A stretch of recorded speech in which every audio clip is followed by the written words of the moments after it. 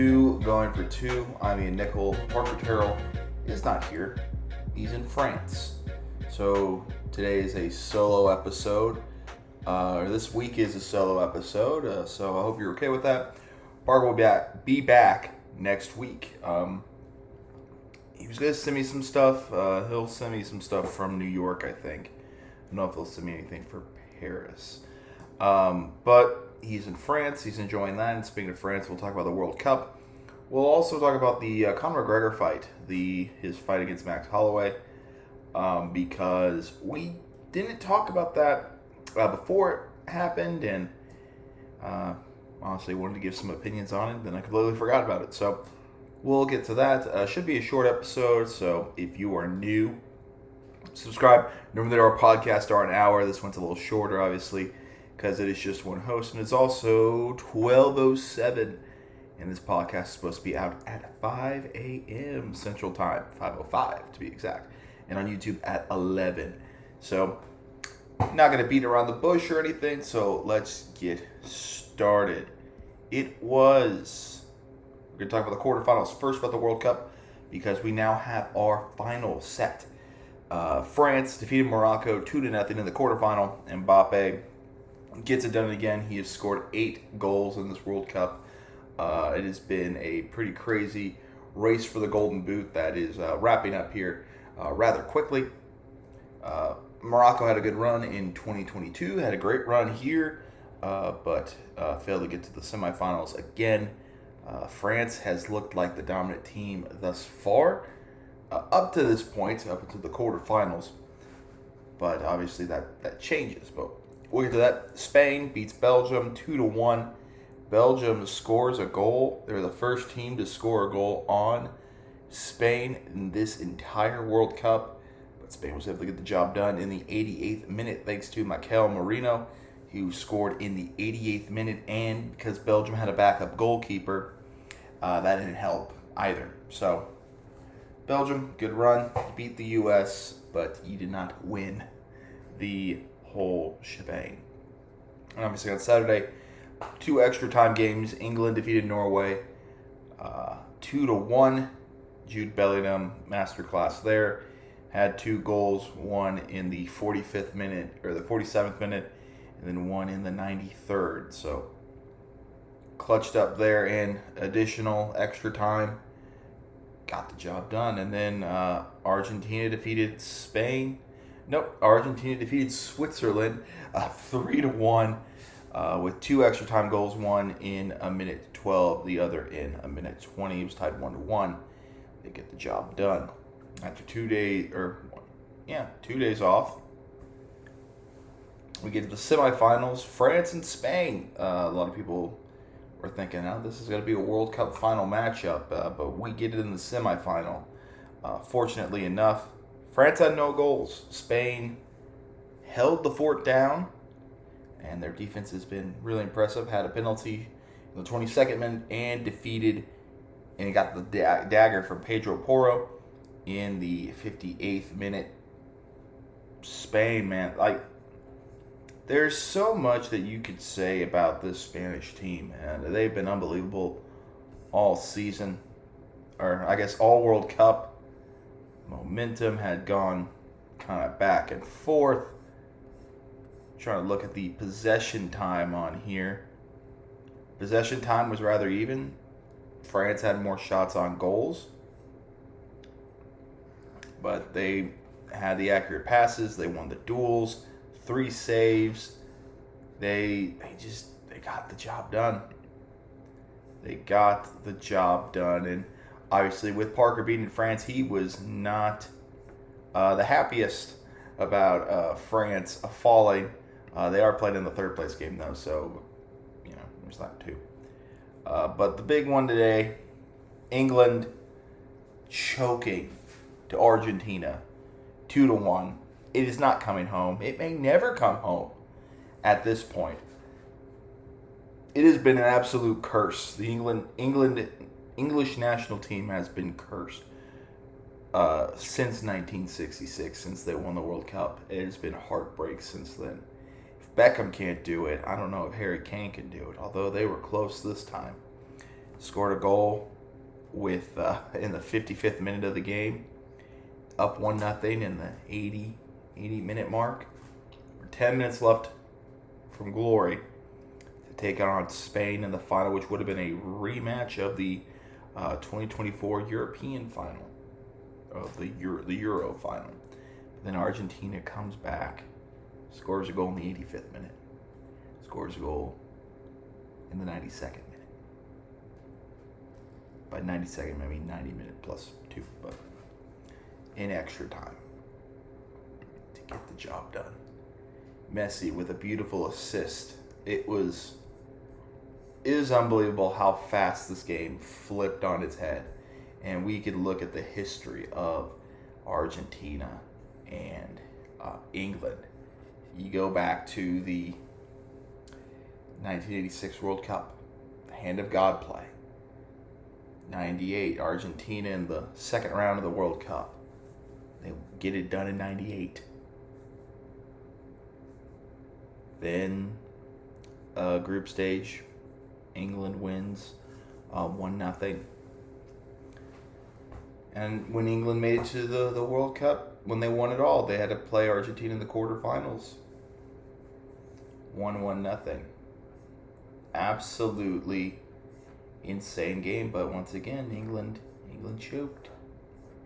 England choked, and I mean, what can you say about Argentina that hasn't been said already? I mean, this Argentina team has fought back from the dead. They did it with Egypt. They did it with Cape Verde, which Cape Verde got both of these teams into extra time. Cape Verde got both of these teams into the tying with the 90-minute mark, at the 90-minute mark, even though Argentina ended up beating Cape Verde. It has been battles. They've been battling with Egypt. Had to go the full time with Switzerland. Only had to go 90 minutes on this one. And now they're looking to become, I think, the first back-to-back World Cup winners since Brazil in, was it 58 and 62? About to check that. I gotta fact check that. World Cup winners list.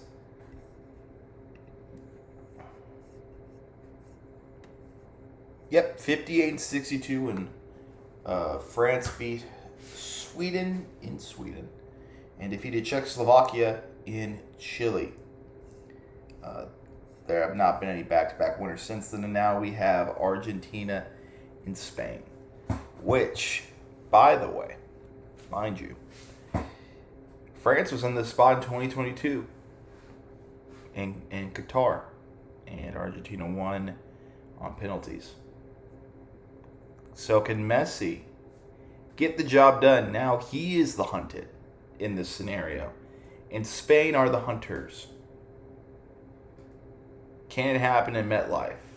We'll see. Honestly, I don't know. Like, both of these teams are phenomenal. I don't know if I could give a fair prediction because I don't have the best soccer knowledge about that. I've been enjoying this tournament. I've been enjoying the World Cup, and I'm sad to see it go. Hopefully, they come back in 2038 to the U.S. But I know next year it'll be in, or not next year, 2030. It'll be in a couple of places. That'll actually be kind of weird. Argentina, Spain in the final on Sunday. Parker will be in New York, actually, so we'll get some content from him that we'll probably post everywhere, hopefully. So we'll see, but a heck of a time. Heck of a World Cup. Sad that it's ending, because that was it filled such a hole for June and July. Obviously before football season, in between Stanley Cup and the NBA Finals. So, super thankful for the World Cup this year. That has helped a lot with content. What was next? No, the MLB had their All-Star game. AL won 3-0. Home Run Derby, Jordan Walker won. I don't really have much to say about it. I know it was on Netflix. I didn't really watch it. Didn't watch it. I feel like Netflix was going to ruin it. It might have, but it also, people seem to like it. They like the format. The format change where it is now 20 swings. Guess I went by quicker. I'm very interested to. I may need to replay that, and maybe they keep it the same for next year. Speaking of baseball, through the first half of the season, let's look at those standings. Let's just look at those standings. The Texas Rangers are in first place in the AL West. What? With a run differential of -15, with a record of 49-7, they're 1.5 games ahead of the Seattle Mariners. It doesn't make sense, but sometimes, that's baseball. Speaking of things that don't make sense, the White Sox lead the division. They're tied with the Guardians. White Sox are 50-45. The Guardians are 51-46. Both have multi-game win streaks going. Red Sox are probably, let me double check and confirm. Oh yes, by a significant margin. Right now they're the hottest team in baseball with a 9-game winning streak. Closing out the All-Star break there at 46-48, 10 games back of the Tampa Bay Rays, who have the best record in the American League. Yankees have a 54-42 record, 54-42 record that would lead both the Central and the West. But the Red Sox hanging out there. Orioles and Blue Jays also struggling. The Blue Jays are in last. They were in the World Series as the 1 seed, 1 game away from beating the Los Angeles Dodgers, and now they are 6 games under 500. I don't know what's going on there. That's super interesting. And in the NL, obviously the Dodgers are ahead 61-30. This is why we're heading toward a lockout. It is because of them. It is all their fault. 61-36 right now. Best record in baseball. The Brewers are once again at the top of the Central, even though they keep on slashing payroll and trading away some of their big stars. Cubs are right there at 5 games back, but I don't know. The Brewers are just a machine. I don't know who to compare it to. They're just kind of a factory, but they can't. It's almost Steeler-esque, but the Steelers have kept their talent. I guess I don't know who you would call them. I don't know who you would compare them to, because normally when you trade a bunch of assets, it doesn't really work out. So it's kind of unique. They're still getting the job done. Braves had a big lead on the NL East, and now it is shrunk just to 2 games. The Phillies have come roaring back. They have a run differential of -10, and the Braves have a run differential of 92. So there's some teams still out there. Wild card looks very interesting as well. The Marlins are they had the best record in June, and they're 4 games back. They look comfortably in the wild card, but obviously they want more. So we'll see how they do with the Braves. They're 4 games back of them, 52-45. Cubs are right there. The Cardinals and the Pirates both have records above 500. The Diamondbacks have a better record than the Padres right now. We'll see if that changes, at least in the NL. Curious to see how the Tigers bounce back there at 44-52. Royals have been extremely disappointing. I can't express that enough. Got Bobby Wood Jr., Salvador Perez, and it's just not working. I don't know what the issue is there, and obviously we'll talk about that more with Parker. So let's lastly, we'll talk about the Conor McGregor fight. Also shout out Patty the Batty for winning that fight at UFC 329. Obviously they'll be in Oklahoma City this week, which is super exciting. Wish I was going. I'm not. So let's look at UFC 329 real quick. Kind of just look at some of the deals. Obviously, we won't go through the Full card. This might be the full card, I think. Yeah, Paddy the Baddy wins in a minute 50, or actually wins in 52 seconds.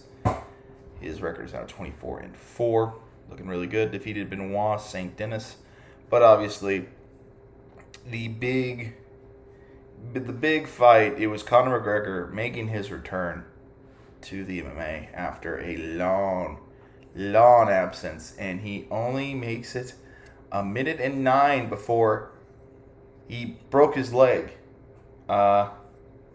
He tried to do, if I saw it correctly, tried to do a flying knee, and he ended up hurting himself really bad. Really bad, and couldn't make it past the minute there, which people were really hyped about McGregor coming back. They were fired up, and now he turned 38. Turned 38. He's lost 3 in a row. He hadn't fought in 5 years, because after the Poirier fight, he did not. It's the second Poirier fight. It just wasn't. That was another doctor stoppage. So, been out of that world since, and I think the only comparison you can give for Conor McGregor about his career is honestly the career of Mike Tyson. Let me explain why. Obviously, both eventually came in as the most dominant guys in the sport. They transcended the sport. It was, you gotta watch this guy fight. You gotta watch McGregor fight. You gotta watch Tyson fight. Kind of the same deal. And it took UFC to that next level. And Tyson, obviously, boxing was still very popular, but Tyson elevated boxing in a significant way.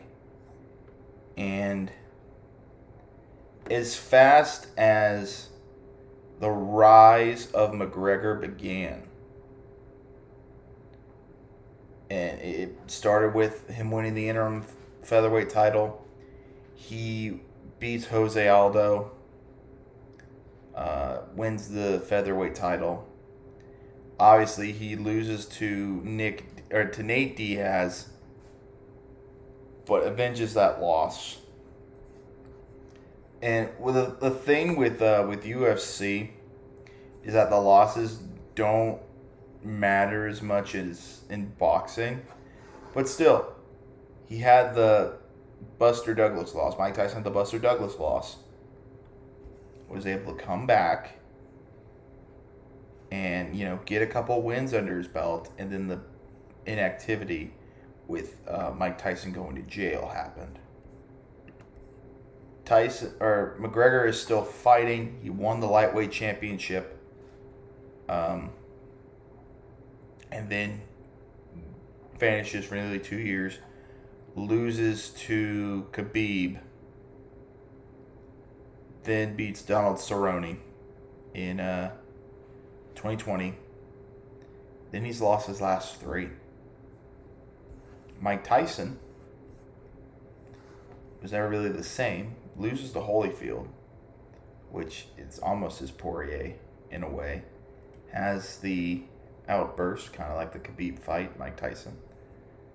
And then he's just never the same after that. He got title opportunities, but he never made it back to where he was. Lewis fight happens. He defeats Clifford, Etene,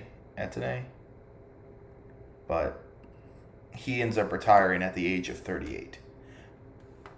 McGregor says he's going to fight again. He's going to have a surgery, and he's going to fight again. But I'm just thinking about it. I don't think, McGregor does... What does he have to gain?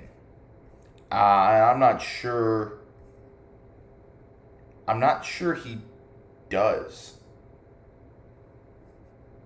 Now, obviously, there's a big gap in there because he fought.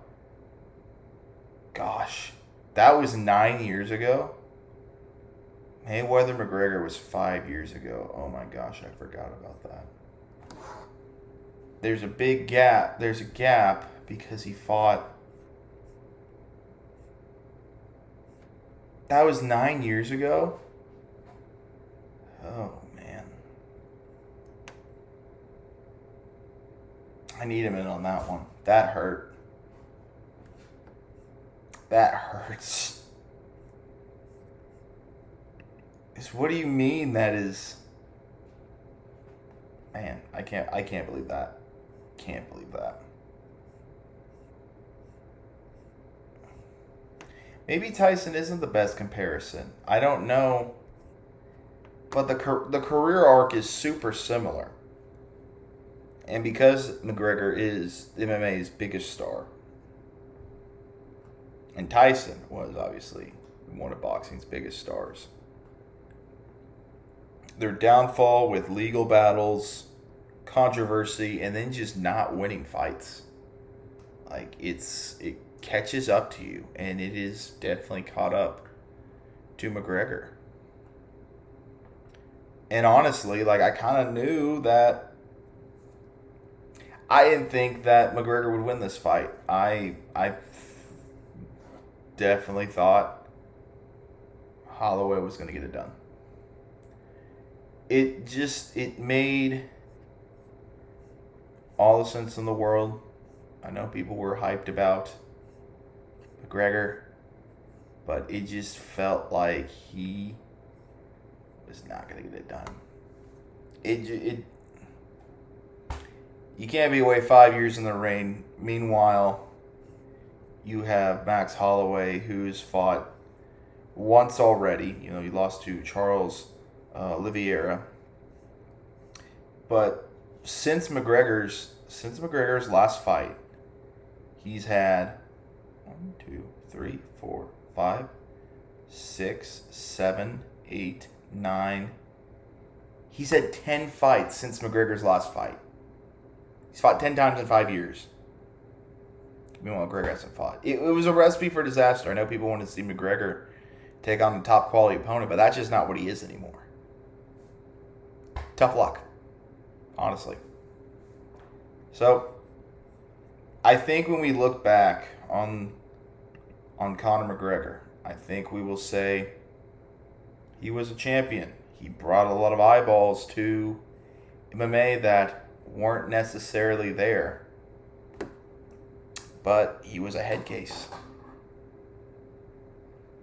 He was a head case, and he's trying to get back to where he once was, and he's just not there. Sad to see, but I that's the reality of the situation, honestly. And now we get the UFC coming to Oklahoma City. It's the first time they've been to Oklahoma City. It's actually the first time they've been to Oklahoma in quite some time. They were originally supposed to come during 2020, and then COVID happened, and that fight was canceled. But it's a UFC Fight Night on Paramount Plus. We have Dricus du Plessis versus Kamaru Usman, which Usman's a big name. Little surprised that they got him on a Fight Night card, although I don't know really a ton about MMA. I just know he's a name. A lot of good undercard fights. I don't know if there's any Oklahomans. Let's say if there are. Co-main is Jared Cannonier versus Christian Duncan. It should be a good fight. I think that's in the middleweight division, yes. Lightweight, you got Chase Hooper and Mitch Ramirez in a lightweight bout. Women's strawweight bout as well.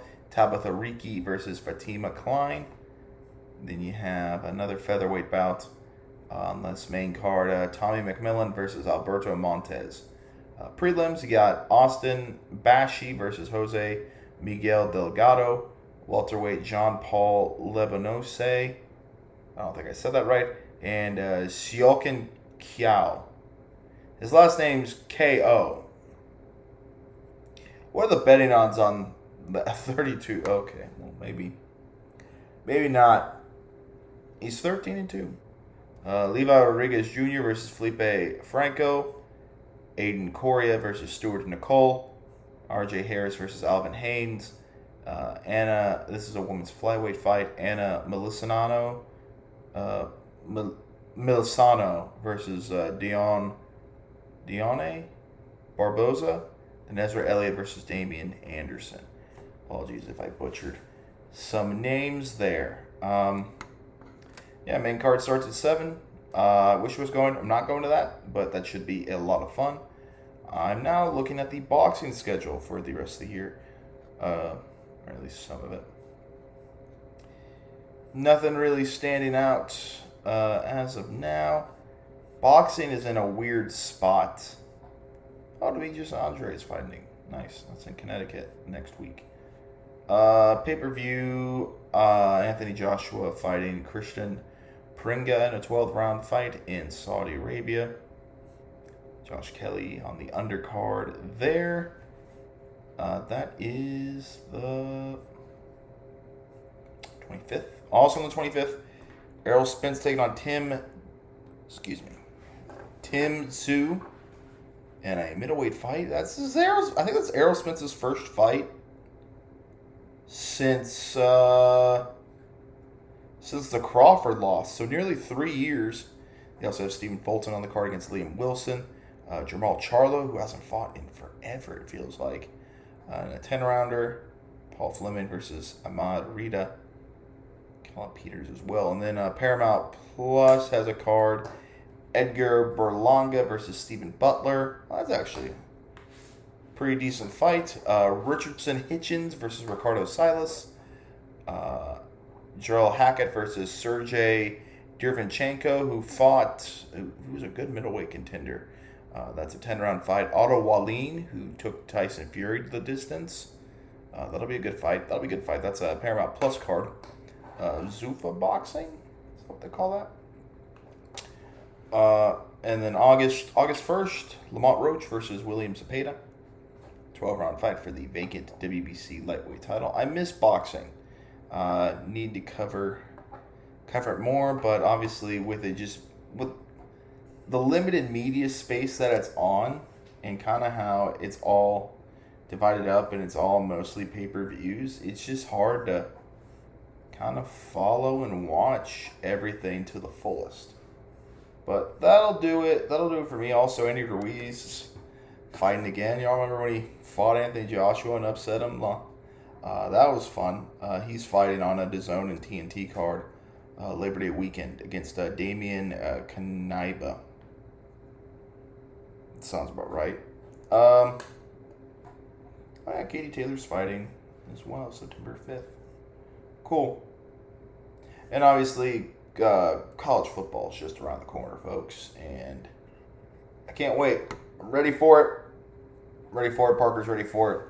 We'll be talking about that nonstop in August. Also, did a little fun interview with the Cho Show. I think it ended up being a 3-hour interview, so it's more like a Joe Rogan podcast. But if you would like to check that out, go and talk about my time at UCO. Kind of just give my kind of life story, and we reminisce on the 2024 UCO Broncos. So that was a lot of fun.